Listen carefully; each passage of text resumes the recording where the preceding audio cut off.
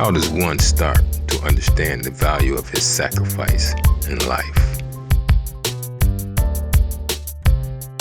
All the accolades and the awards? No. All the money and the fame? No. It's through all the suffering and pain to make his voice heard. It's from others' love and support which gives him strength beyond measure. It's his action that plants seeds, which bears fruit, which in turn makes a difference in the lives of others. Now, what do these roots have in common?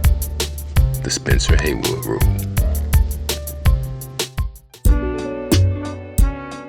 Hello, everyone. Thank you for joining me for another great day or night. This is the Spencer Haywood Rule podcast, which is completely different from all of your normal podcasts because we dig a little deeper. And I am history sitting right in front of you. So we talk about history, we talk about life, we talk about love, loss, everything here.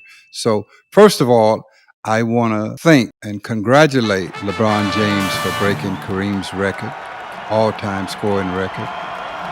But I want to back up a little bit because that record could not have taken place if I hadn't did what I did in 1971.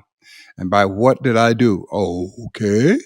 Well, in 1971, I sued, in 1970 to be exact, I sued the NBA for the rights to play in the NBA, being that I hadn't finished my 4 years of sitting on the sideline or going to college for 4 years. So the NBA didn't allow you to come into the NBA without 4 years after your high school class had graduated. Now, I had played in the Olympics in 1968, set all of the records that exist today from 1968 until now, with the one exception that Kevin Durant broke my record with the most points in the history of the Olympics. And so that's on KD.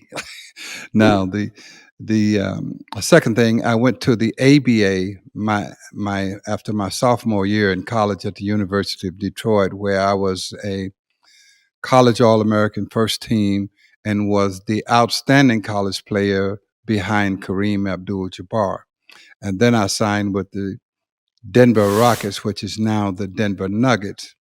And in that year, I was the Rookie of the Year, leading scorer, leading rebounder, MVP of the league, and MVP of the All-Star game, the only player to ever do it with the exception of Wilt Chamberlain. And by the way, for you young folks who are listening and watching, I didn't have like 12 points, 10 rebounds, so on. I wasn't that kind of player.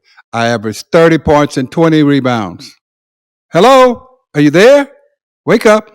Anyway, since you're awake now, the following year, because the ABA gave me a fraudulent contract, I had the rights to leave the ABA, but the ABA said, no, you can't leave the ABA because you can't go back to college and you can't go to the NBA. So I had no other choice but to jump to the NBA. I had a wonderful owner by the name of Sam Schulman, who's up for the Hall of Fame this year, who owned the Seattle Supersonics. And what he did is he signed me to a multi-year contract. And the other league owners, at that time, I think we had 14 teams. So the other 13 or 12 owners said, no, we can't have this. You know, we have an agreement with the NC2A and the universities and the colleges that we would not take any young player at an early age to come into the NBA. And by that, I mean, when Wilt Chamberlain wanted to leave college, and he did leave college, he did not fight with the NBA. He went to the Globetrotters for his senior year and then entered into the NBA. But I didn't want to do all of that. So what I did is I filed suit against the NBA and the NBA owners for the rights to play. And with one exception, Jerry Colangelo of the Phoenix Suns, who joined Sam Schumann, saying that the ABA is going to crush us if we don't allow the young players to come in. And so, thus, I had two owners on my side. And the first day of practice was good. But when I got into the game in Seattle, I played 2 games. And then they served me on the third game with an injunction. And when I got the injunction was like, hey, we have a 10-day injunction against you, so you cannot play. So I had to sit on the sideline, not in a game or on the floor or in with the team, because that injunction read that I must not be with the team. So I had a young man by the name of Rick Welch with a Z, who happened to be the figurehead that put together the Golden State Warriors later on in life. But he was the ball boy for the Seattle Supersonics. And since I was closer to his age than I was with the guys on my team, which Lenny Wilkins was my head coach and a player coach. Rod Thorne was the assistant coach and a player coach, and Tom Masheri, the poet, the Russian poet, who was, lived in America for all of his life, and we just call him the Mad Russian, but he was the associate coach, and we all were in uniform, and they all were in uniform. And so Rick Welch and I spent all of our time together. We spent all of our time together during those injunction period, talking and working on the game, playing, and hoping that I would get a chance to play this year. And so we got an injunction next to play against the other NBA teams. And then when they arrived on the floor, the announcer, when we was on the road, the announcer would say, ladies and gentlemen, we have an illegal player on the floor, number 24. This game is being played under protest. So this game theoretically don't count. So people threw bottles and they threw different things at me, and they said, well, why don't you go back home and go back to college? And I said, I can't go back to college because I've played at a game. I'm talking to the fans, of course. And then I played my 10 days or my 10-game injunction to play, and that went on for all of that period. And then the NBA would get another injunction, and they would block me from playing again. And so this went on and on. And then when we got I want to tell you about 2 more incidents that happened during that period. When we got to Cincinnati, they had an injunction against me. And they said, you have to leave the grounds in which this arena sat on, but you can't go into the locker room and change clothes. You can't do anything. And they had the security. They secured me off the floor onto the outer edge of the arena, outer grounds in which the arena sat on. And so I stood out there with my uniform and my warm-up gear, and I am freezing to death. So that's when the 2 policemen that was guarding me said, well, you're going to freeze out here and we're going to lose our job. But you're going to get in this car and we're going to make sure you warm up and not freeze. And you can't tell a soul about this now. Really? You can't tell anybody. So I warmed up. And so we moved on from that location.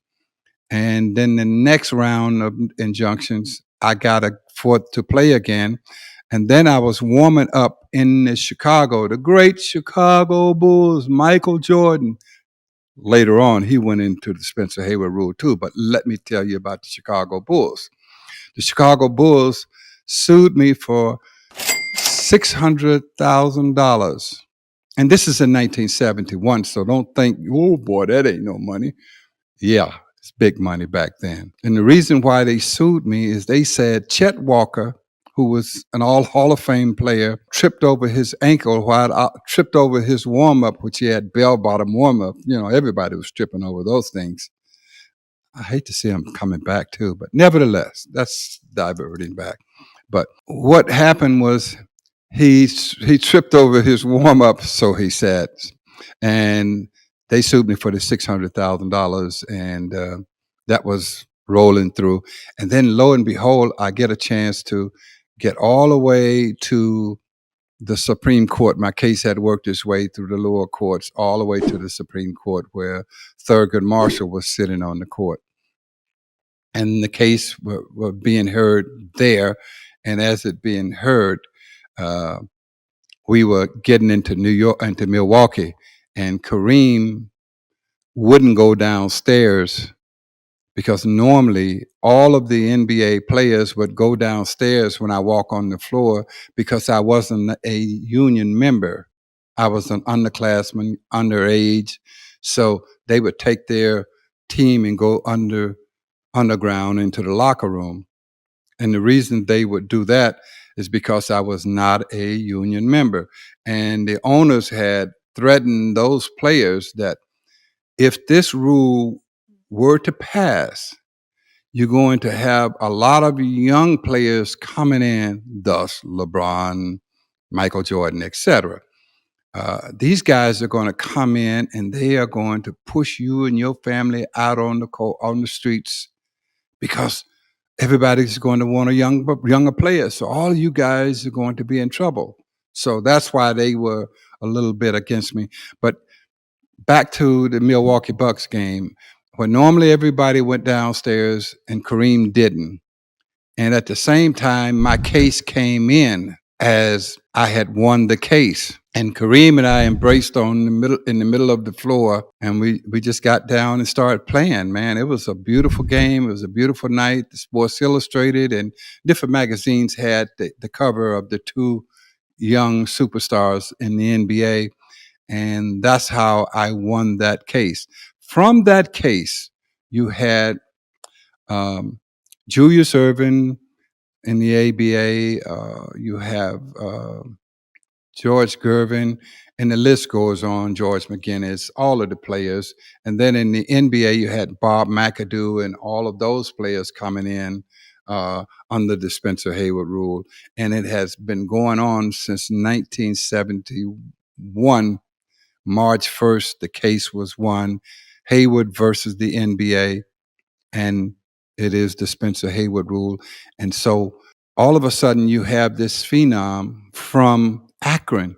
Everybody's talking about, well, this guy is going to be the next. But Kobe was the first one to use the rule. Him and Kevin Garnett, Daryl Dawkins, Bill Willoughby.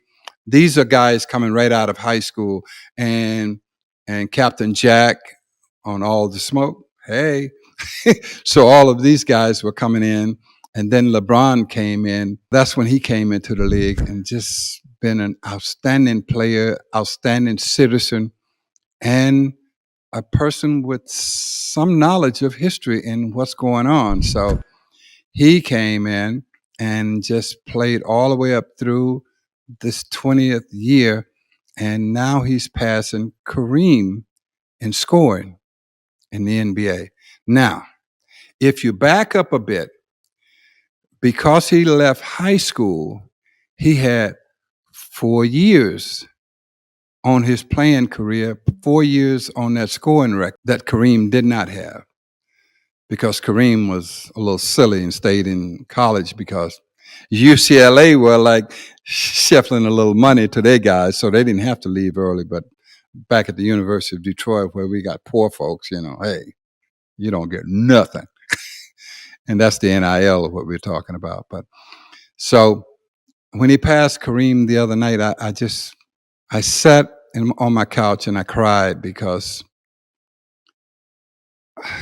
you think about your impact in life. You think about impacts in life that you do and how you can make a change. And I look at my numbers and I said, wow, the number of players that have came into the NBA since 1971 and the salaries that they have earned, all of them, Chris Paul, all of them, just the whole NBA at this time. and the players coming from Europe, etc. Luca, Joker, all of these players, Giannis, all of these players. We were adding up the numbers, and the numbers looked like $35 billion in player revenue. I'll say it again, $35 billion in player revenue. And by that, I mean, if you played 2 years in college and you came into the NBA and you're making 50 million, you are $100 million richer because you got 2 years. I'm looking at Chris Paul at that number, and LeBron, 50 million. He's $200 million richer. Kevin Durant, what is it? 150 million? Oh, what happened to my contract of 250,000 back in the old day? Whoa. Anyway, these are the numbers, and so I might have some numbers mixed up here, but nevertheless, that is the reality. And so I've been waiting, you know, for 54 years now, 54 or 53 years or 52 years for them to put my name on the ruling other than on the Supreme Court records. Now, we are getting very close to them putting that name on so that those players, when LeBron was thanking everybody on the floor last night or night before, I'm waiting for my name because, I gave you 4 years extra to break this record, but I didn't hear it. So, and he know the truth because he did a nice short for me called The Rule or something like that. And so I talked with Rich Paul and everybody. So they were like, "We got you, baby. We got you." So it's all good. And I'm so impressed and so happy that he's a Laker, even though I am a Knick and Washington Wizards, and a little taste of New Orleans Jazz. So the people at the All-Star game this year, when I arrived there, they won't boo me so hard because I didn't report to camp from New Orleans. I went to the Los Angeles Lakers, and y'all know how that ended up. We won the championship, but yeah, that was a bad experience for me. And so I'm just delighted in what I see. And Kareem is very delighted that he passed him because, we're getting a little long in the tooth, Kareem and I. And so this is an opportunity for people to know what a great player Kareem was and is today because he still lives. So I don't take away and he was. But let me just give you an idea. In high school, he won the championship 3 times in a row in high school. In college, he won three championships in college. And in the pros, gosh, I mean, how many championships he won? 7 or 8 or whatever the number is. And all of those numbers. So we're talking about a great player and a great human being. And I just love what I saw on the floor. Magic Johnson was on the floor with LeBron, and that was a beautiful hug. My friend, the great Len Merritt, who is Nike basketball, he was on the floor hugging up LeBron, and Kareem gave him so much love, and LeBron gave him so much love, his sons, his wife, his mom. Oh my God, it was a beautiful night for the NBA and for all of basketball, whether you're in college or wherever. It just was an awesome night. So again, the King, congratulations. And I remember 3 years ago when I caught a lot of slack for saying he's the best ever. And everybody beat me up. The press beat me down. And now they sort of like, eh. And I was throwing a little shade at Michael because Michael had promised me something that he would take care of and he didn't. So, hey, it's time for a little shade. So, but I do believe that LeBron James is the GOAT. So, and he just passed the real GOAT, Kareem, because we couldn't promote that because he's 7'2", whereas with Michael, he changed the game, and then Kobe extended that, and then LeBron has taken it to a whole nother level and a whole nother planet. So again, congratulations to the Lakers for having him on your squad and just making it all happen. Congratulations, LeBron. Spence. Remember, the Spencer Haywood Rule is why you were able to do it, even though your talent took you there and you would have done it anyway. But I help you out a little bit. Hey, Spence. Hey, Spence. Okay. We now are going to move into just some basketball and the trade talks that are going on and the trades that are finalized and so on. So I have Matt. Hey, Matt. How are we doing, Spencer? You have Spencer's I'm producer doing here. good, man. Spencer Everything is Haywood Rule. beautiful. Yeah, good Yes, to be sir. here. Excited. Good to be here. Good to have you here. And we have Lamont. Lamont, what you doing in Chicago? Is it freezing?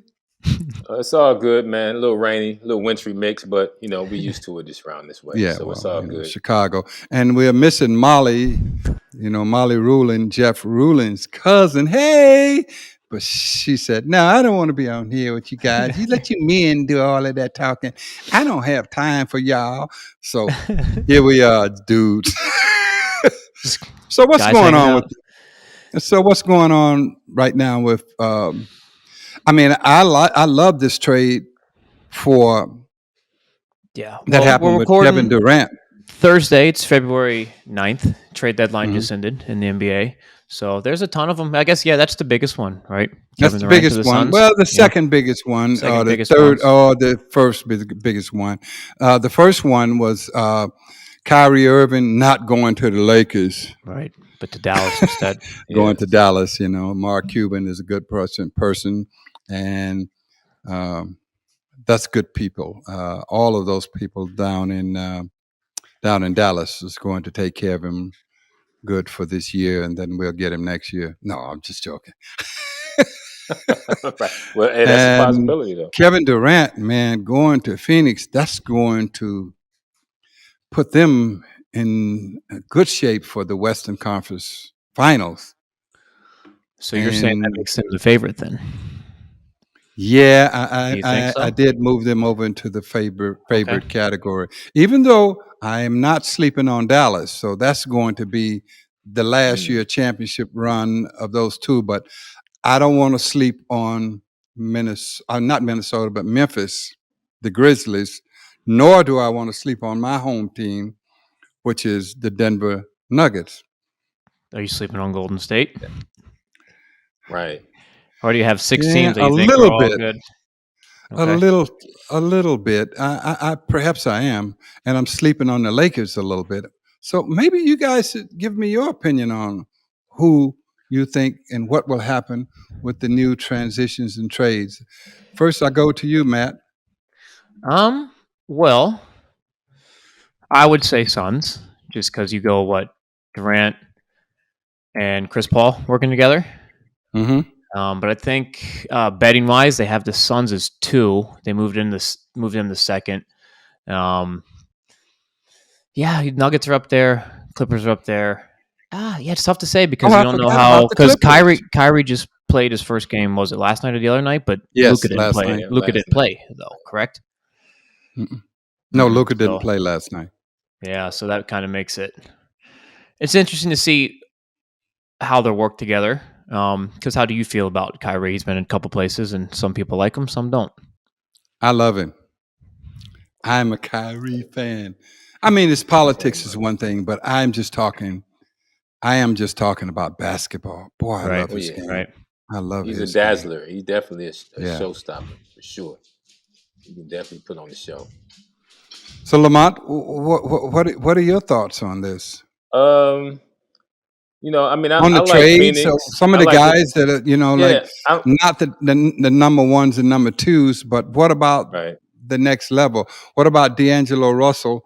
Man, let me just cut you both in for a second. What if the Lakers had kept all of those players that they drafted? What are some of the guys that they drafted? D'Angelo Russell. Brandon Ingram, you had Lonzo Ball, you had Josh Hart, who's now with the Knicks. Yeah. They had a squad. And you had Kuzma.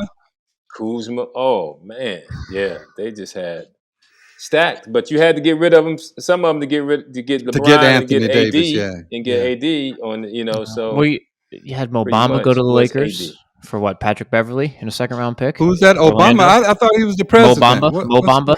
Mo Bamba. Oh, Mo Bamba. He's a Laker now. Indeed. Yeah. Yeah. He's the one that. So got what a do you song think about about it. the Lakers? Wait a minute. Let's not run off the Lakers here. We're talking about LeBron breaking the record, and all of a sudden you guys want to skip over the Lakers and I don't know what they're going to do. They won't even make the playoffs. I like the Lakers. I don't think they would make they're the going to be playoffs. good, but they got a long way to go, man. I mean, they still got a ways to go. They got a jail, but I do like D'Angelo Russell for sure because he got good patience with the ball, passes, and he can knock down those shots. He can do things that Russell Westbrook couldn't do over there. He couldn't mix and match. Well, that's because he's out of his prime. Yeah. Well, wait a minute. Let me just check with you, Lamont. Here is that a sense of biasness because of you work at the Big Ten Network? Oh man, he played at Ohio State. No, so not at all. I'm feeling something here that I'm not. No.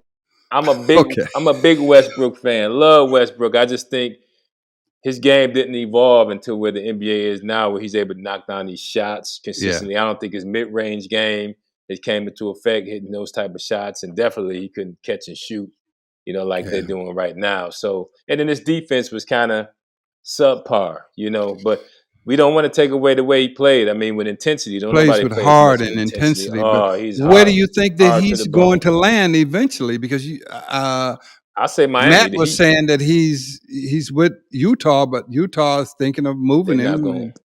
I think the Heat or the Clippers. Oh my God! The Heat or the Clippers is interested. I don't think he's going to stay over at the Utah at all. I think your boy Pat Riley's going to grab him. I think Pat Riley's going to get him. Pat Riley probably, yeah. Well, let me tell you guys about our summer trip for just a quick second while we were talking about basketball. Magic Johnson, Pat Riley, and Jenny Buss put together a Laker reunion in Hawaii. Hey. And so they brought all of us in, Kareem, myself, Worthy, all of us got together over there for 1 week. And it was just the most awesome time for me individually because I had just lost my wife and I was going through that loss after 36 years together, 33 in a marriage. And this was kind of a shock to all of us, our family, that she moved on. But they put their arms around me and held me for the whole trip and made me feel comfortable with the loss of my wife of all of those years. So I want to thank Magic, Cookie, and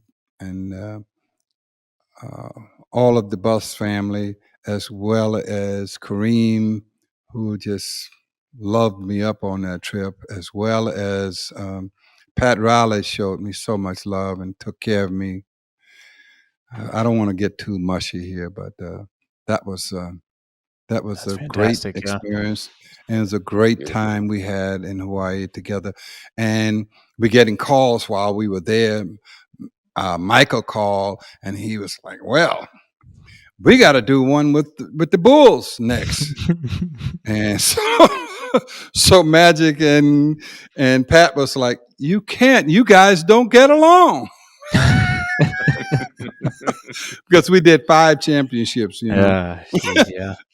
And so we started laughing, talking, y'all will never have a reunion. So now the Celtics are working on their big reunion. And then hopefully in another year, we're going to go to the Bahamas for our second reunion. And maybe we will bring Shaq and those young guys and the other group of Lakers. But I'm just saying, I'm not in charge. So, but that would be nice. So, we have 2 candidates who are like promoting the Bahamas. Both guys are from the Bahamas. Michael Thompson, who is, very close. Clay's, he's known as Clay Thompson's dad now. But Michael was a great NBA player. as well as Rick Fox, who is from the Bahamas. So they are like, you got to bring us all in if you're going to do this. So we're looking to do that in the Bahamas this next one. So that's a little side scoop in There the we middle. go. And by the way, they picked up everything. And so we ate breakfast in the morning, we ate lunch at dinner, and we had lunch together, and we had dinner together. We played golf in the golf tournament. We had karaoke. We had Jeffrey Osborne there to perform for us all. It was just an outstanding event. Yeah, at the Four Seasons in Maui. Yeah, So I mean that's tough to Maui. beat. Wow. Golfing in Maui. Yeah. hey, Oh. tough to beat. You know what I mean? Second to none. Okay, Wow. now back to some some Back other to some thoughts more. on you guys' mind. Well, I was going to give you, updated odds after trade deadline. So Give me some odds. Because I So live here in odds- Vegas, so you right, know what's odds- going on here. odds to win the title. So it's Boston first plus 350, Phoenix second at plus 425, Milwaukee third plus 600, Denver plus 800 at fourth, and then Clippers plus 900 at fifth. Wow. And So, then Memphis? it's followed by Sixers, Memphis, Golden State, Dallas, Cleveland. Wow. No Lakers? No Lakers. Okay. No Lakers. And I No can't believe Knicks? the Clippers are still that high. Knicks. Wow. Wow. Yeah, okay. What's on your mind, Lamont? I mean, I'll go back to Phoenix. I mean, I love the team that what they have together, but my only concern with them is durability. I mean, it's Well, will that's they with stay all of the healthy at teams, end? durability. Yeah, Again, for sure. I'm feeling a little bit of hometown atmosphere here with you, There you go, Lamont, Stop because it. okay, Molly, Matt, this is what's going on underneath all of Lamont's comments. All right, the new owner of the Phoenix Suns are from Michigan State, where Lamont is from. So he's throwing out these low things that are related to the Big Ten, Michigan State. Oh, you he's know funny. how those guys Yeah, are, Big yeah. Ten. Yeah, we all roll together for sure. That's no my question point. about that. Spartan dogs, no question. So I'm loving Phoenix. See? No question about that. But like my concern is the health of Chris Paul. Well, the health of all players in the the NBA is paramount. At the end. It's all up exactly. So Yeah, that's it. Otherwise, that can happen. at any time. At any time. But I'm Chris not gonna Paul get is a vegan, so it probably won't happen. Oh, jeez. We hope No, not. I like Celtics staying at first there because they're coached by my guy Joe Mazzulla, West Virginia guy. Okay. West Yeah. Virginia guy, and that's me. West Virginia. Yeah. Yep. Yes. He's one of the coaches in the All-Star weekend, All-Star right? game. Yep. All-Star game, yes. This upcoming draft, let's talk a little bit, just a minute or so, or two, maybe more, about the Super Bowl that's coming up. Whoa. I was looking at some of the players that are in the Super Bowl this year. One quarterback for sure is under the Spencer Haywood rule. It's Patrick Mahomes. Because the NFL used the Spencer Haywood rule in a modified version, which is 3 years of college play. And I'm getting a lot of respect from the universities now because they are using the NIL, which I fought for as well in that case. So now they are trying to take care of the players, take care of their families, and do something really special for the NC2A and all of his family. So that's a good thing. But the Super Bowl, I'm sitting here with a lot of Kansas City Chief people out here in Las Vegas. Even though I love Philadelphia, Right. the Eagles, but these people will not allow me to let myself go. So I'm going to take the Chiefs reluctantly, but I love, don't I sound like a politician? I Kind of, love yeah. the You're Eagles. getting influenced by everybody out in Vegas, Yeah. except it's Vegas instead of where I am in DC. Yes. What is your choice? Me, I'll go Eagles. Yeah, because you're right next door. You're in Washington. Hey. Gotcha. Mm-hmm. Lamont? But rivalries. We don't like them. They don't like us. But I'll go with them. Yeah. Well, I know you East Coast. Come on. Yeah. Lamont? I like Philly too. Okay. Because they got a run game. They got a run game. Molly, send up a sign, yay or nay. Oh.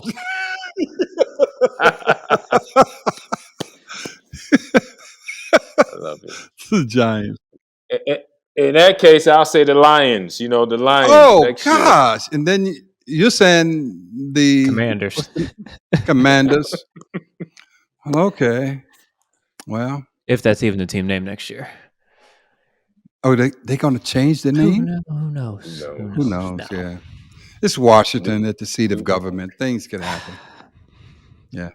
Yes. Well, anyway, hey, we had a good show today. I'm sort of delighted that I'm back. I took this 6 months off, and I want to thank all of the fans and people who follow me. Thank you for hanging in with me and being ready for this new show. This is dropping right away, and thank you, Lamont. Thank you, Matt. Thank you, Molly. Thank you. Yeah. And thank you. We'll see you next time, very soon, on the next Spencer Haywood Rule podcast. It's a beautiful day in the neighborhood. Yanni, yanni, yanni. Change the world. Change the game, never ever the same. This is a change. Change the world. Change the game, never ever the same. This is a change.